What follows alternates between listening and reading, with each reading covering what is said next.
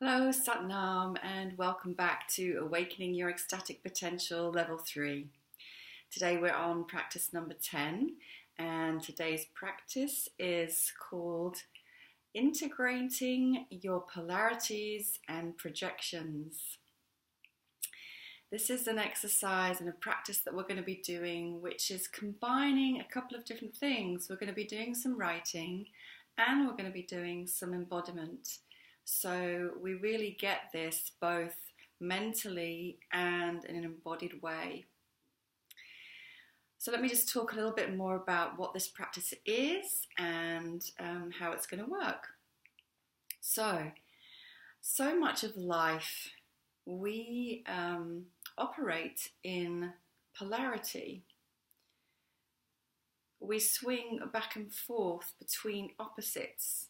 In fact, if you look out in how we define life, all of life really, when we mentally define it, is defined in opposites, hot and cold, good and bad, and so on and so forth. So we're using this concept of polarity and duality all the time in our lived experience. When we begin to really look at this, what's also noticeable is that we ourselves are subject to the play of polarity within our own behavior.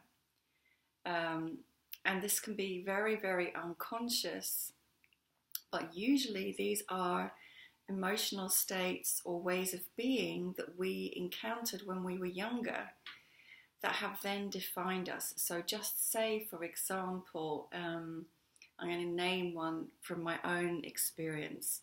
So, for example, my father was a very dominant, controlling, superior, judgmental type of person. And so I obviously had a strong reaction to that as a teenager and as a young person. And that has then gone on to define aspects of my own behavior. So it, initially is unconscious, but say I would react to anybody who comes across as arrogant. What I didn't realize is that, of course, that's seeing it in another person. So when we have a strong reaction to somebody outside ourselves, often that is suggesting that actually what they're mirroring for us is a quality about our own selves that we are in denial about. So when I kind of uncovered that, I then had to look at that and sort of reclaimed that projection. I had to look at the polarity within my own being, where I would flip between what's the opposite of arrogant. It's probably abject humility, or even, to take it to its furthest extreme, a sense of complete and utter worthlessness. Because arrogance is like thinking that you're the most important thing, right? And worthlessness or humility is the exact opposite of that. So this was a polarity that I could identify was unconsciously working in my own being and determining some of my reactions to people in the external world around me, so that I wasn't coming from a place of neutrality. And of course there will be many other such projections and polarities that are governing our behavior until we become conscious of them. Now, a couple of things I want to say. One is, we all do this. So I'm not saying this to make anyone feel bad about themselves or to feel guilty or to feel ashamed. This is just part of being human. So we want to embrace this aspect of ourselves with love and with compassion and humor.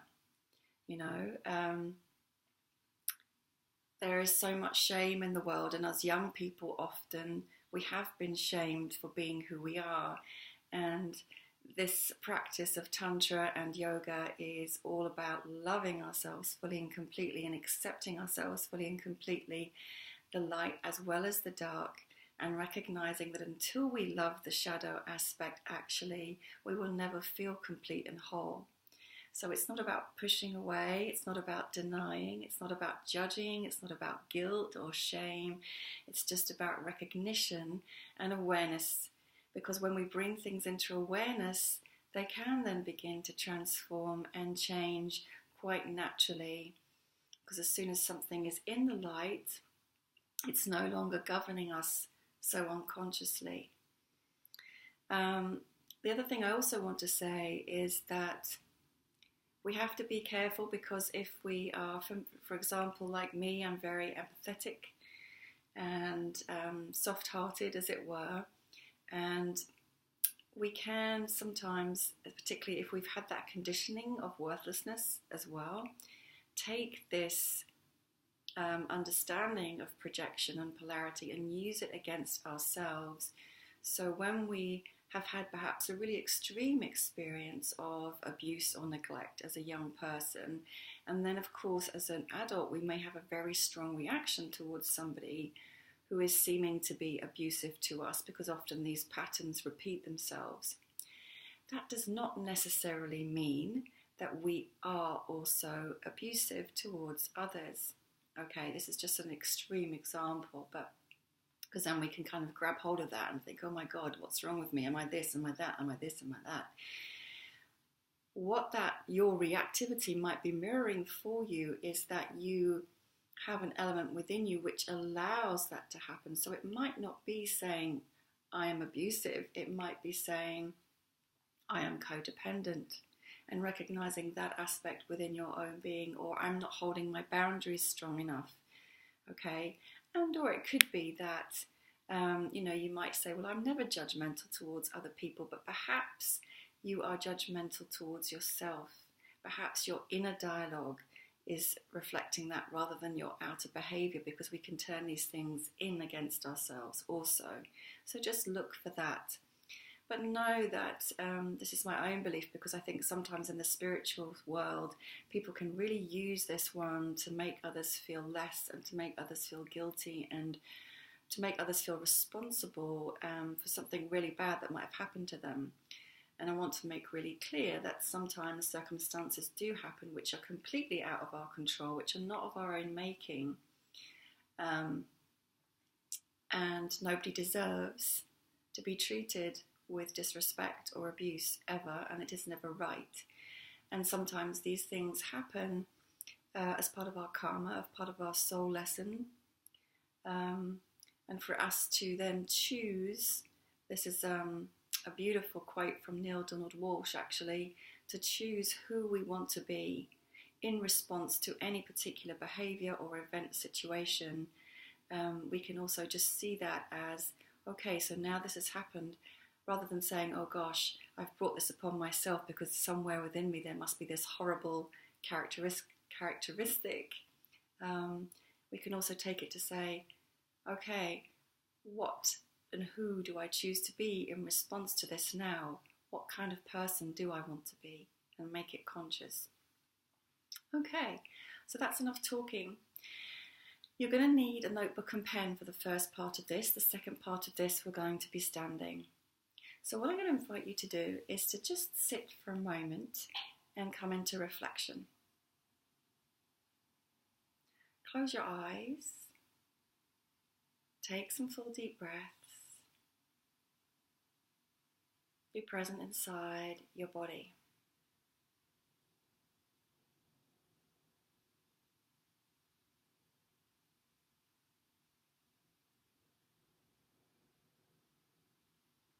If you feel any trepidation around your heart,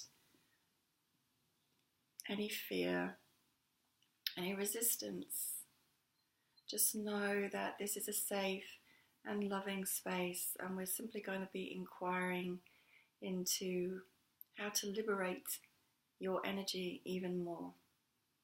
One thing I didn't mention before is that when we are locked into these polarities and projections that govern us unconsciously, it saps our energy, it saps our life force, and it saps our spontaneity. And when we are liberated from that, we become more real, we become more authentic, and we become more alive. So now, as we're sitting in reflection, I'm going to begin by reading to you from the Vijnana Bhairava Tantra, tantric text, a meditation, one of the 112 tantric meditations that forms the basis for the tantric practice, that this exercise, a more modern day exercise, is based upon. So just settle, breathing fully and deeply, feeling the earth beneath you, resting into your body, slowing the breath down so you can be more present. I shall read to you from the Sanskrit first. Yukti verse 38. Ubayo bhavayo jnane dyatva madhyam sam asharayet yugapad chadvayam tyaktva madhye tattvam prakashate. And now the translation. Watch for a moment in which two opposing perceptions occur, wanting to go and not going, knowing and simultaneously not knowing. In the midst of this dilemma, let go of both perceptions and jump into the interval between. Reality flashes forth. Your being is the shining field of awareness, the continuum in which the opposites play. This is from the Radiant Sutras, a translation of the Vijnana Bhairava Tantra by Lauren Roche. As you sit, breathe, and reflect, I'm going to invite you to call to mind a particular situation. Usually it ought to be to do with another person where you have a strong reaction. The stronger the reaction, the better. Something that really triggers you or something that really bothers you. Yeah?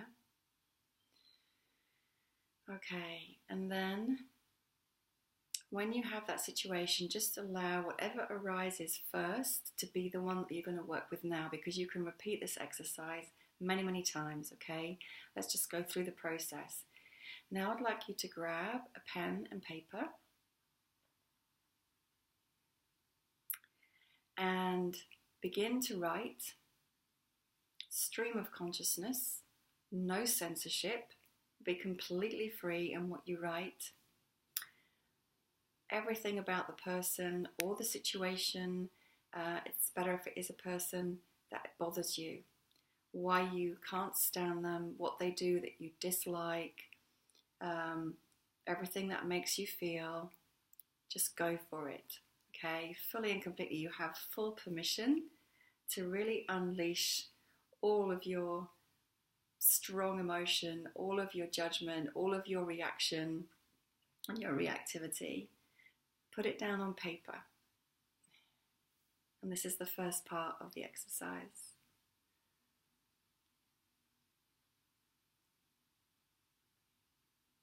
So I'm just going to give you a couple of minutes for this. It is something that you can add to later. You don't need to worry about getting it perfect, because as you'll see, this process is powerful and effective even with a small amount of information. Just keep going, keep writing.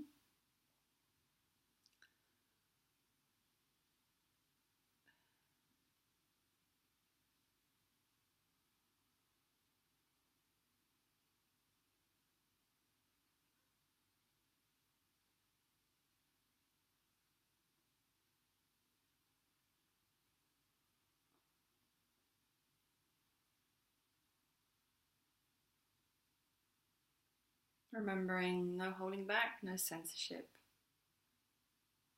The more full on you are with it, the better.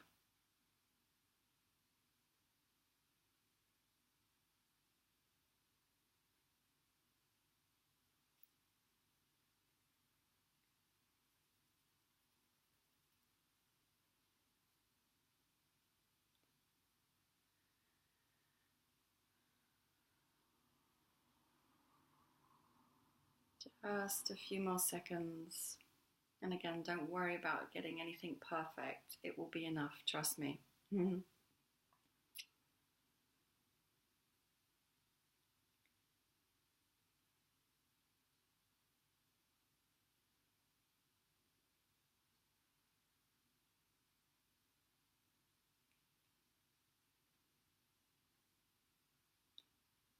Okay, we're gonna stop the writing just there for now.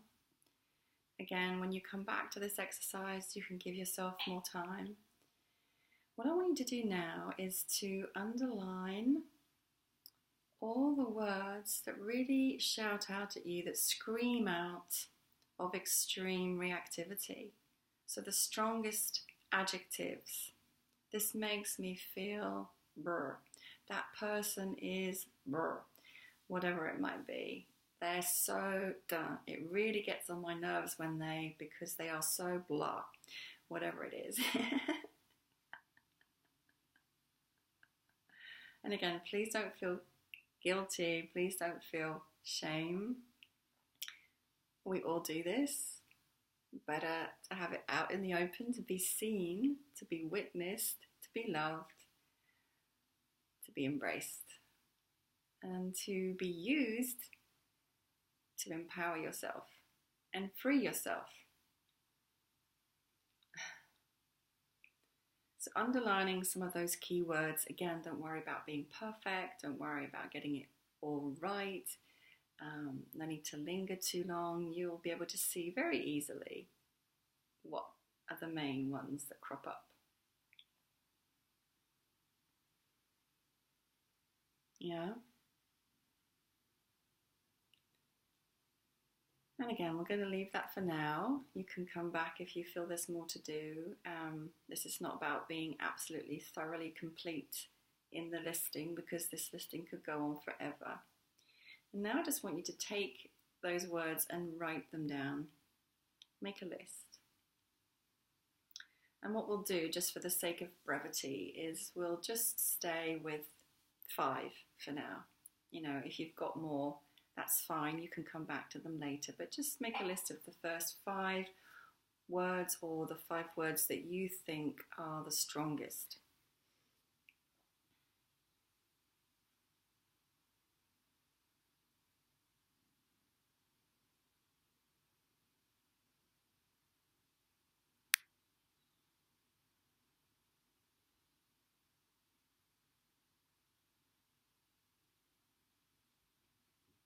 Okay. When you've done that, I want you to opposite the list of those 5 words, write the opposite of whatever that adjective is.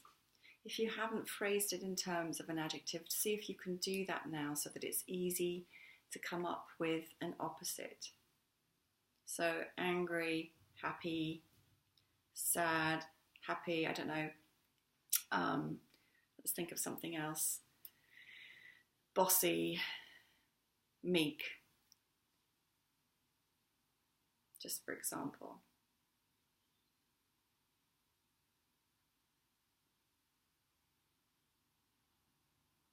Proud, humble, you get the idea. So now you'll have a list of 5 opposites. Yeah? Great.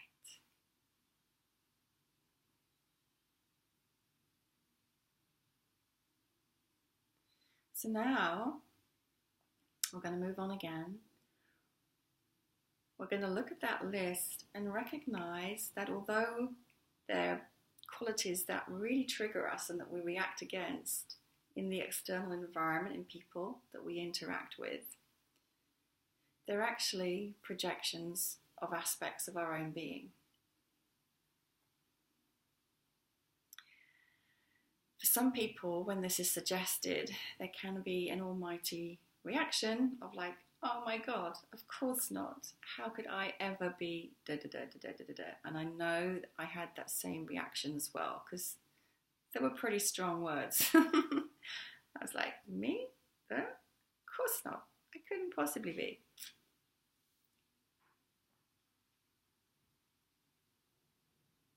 So that's okay. Love that. Embrace that. And now just go to either the top two or the two that stand out as perhaps the two that you have the strongest reaction against, or the most feeling of denial towards, if you can. And just meditate on that polarity for a moment and see if you can find where you are that. And as I say, it might not be directly obvious. It might not be that you are that towards others. It might be that you are that towards an aspect of yourself. It might be that you have been that once in an extreme situation. So it might not be immediately obvious, but just see if you can have the courage and the honesty to inquire where that is reflecting an aspect of your own being.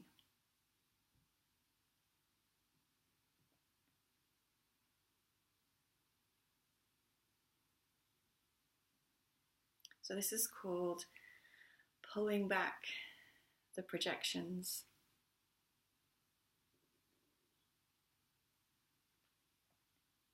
And if it's really easy to do one, move on to another and just see if you can find that polarity operating within yourself, those qualities operating within yourself.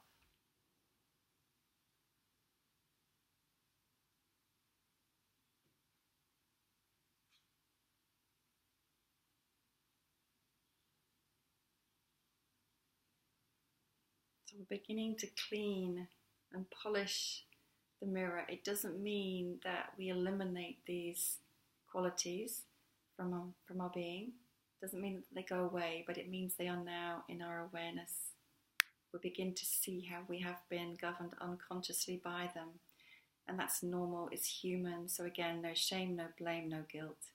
Only love, acceptance, embrace, and enlightenment.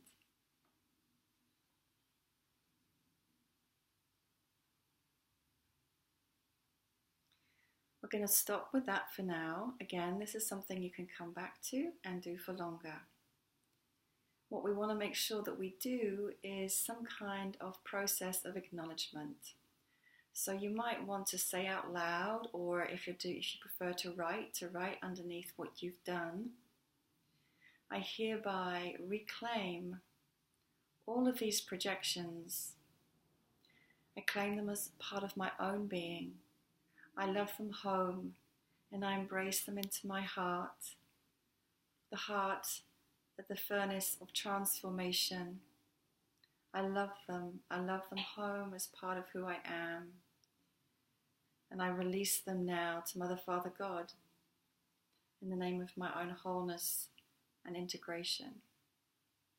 Something like that. So you may wish to write your own affirmation of reclaiming and releasing, and asking for support in integrating. Okay, and then the final part of this is that we are going to embody it. So we're going to come up to standing, and this is really good fun and incredibly powerful. You're going to be surprised. We're going to come up to standing. Just going to move my computer screen. Okay, so you're going to take one pair of opposites, a polarity that really operates strongly in your own being, and you're going to take two places where you're standing. So on one side is one of those qualities, and on the other side, at least a step away, is the other quality. Okay, so we're going to begin on one side. So I'm going to do this just as an example, and we're going to embody that quality. So say, for example, I had judgment. So judgment, we're going to embody. The whole body is going to embody this quality, and we're also going to add sound, but not words, but gestures, okay? So judgment, for example, it's almost like you want to do a caricature. So the bigger, the bolder, the more accentuated, the better. Okay, so go ahead and do that with the first quality in your main polarity that we're working with this morning. Embody it fully, feel it fully, feel the energy of it fully. Gestures and sounds, whatever sounds come out for you that feel real. Okay, and when you've really got that, you've really got it, you're going to step to the other side and you're going to embody the opposite with gestures, with movement, with sounds. So for me, the opposite of judgment would be, I can't think quite of the word, but feeling like I don't know any, that I don't know anything, that I'm not worthy. So I've got to embody that feeling. Actually, it's not judgment. Yeah, the opposite of judgment would be an embrace of everything. A complete lack of judgment would be embracing everything. That's what it would be. Yeah. So go ahead and do that for your opposite. So in your polarity, you're now embodying with sound, with gesture, with movement, as big as you can, like a caricature, the opposite.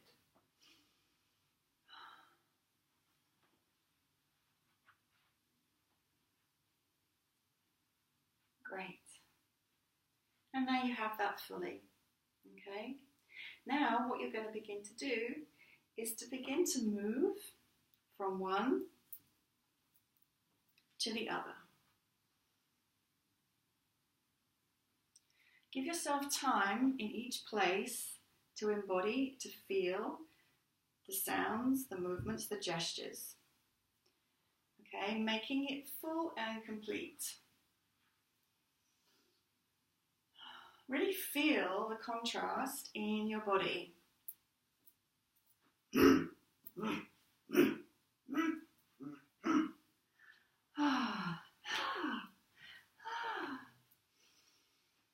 And then keep going between those two places. So I'm stopping embodying mine so I don't influence yours. Moving between the two opposites. Fully feeling, fully embodying, gesturing. Really get a sense of it in your whole physical body. Whatever the emotion is, whatever the energy of it is, feel it fully. And it's going to be quite contrasting because these are polar opposites, okay? So you'll really notice it. And then what you're going to do over time is begin to speed up the frequency of moving from one to the other. You're going to speed it up. You're going to speed it up. And again, we're moving quite rapidly through this on this occasion, so you have the practice. When you do it in your own time, you can give yourself more time for this part of the practice. But just to know that this is the process that you're going to begin to speed up. You're going to begin to speed up. So you're going from one to the other, and then it becomes more rapid and more rapid and more rapid until the two begin to blend somewhere in the middle.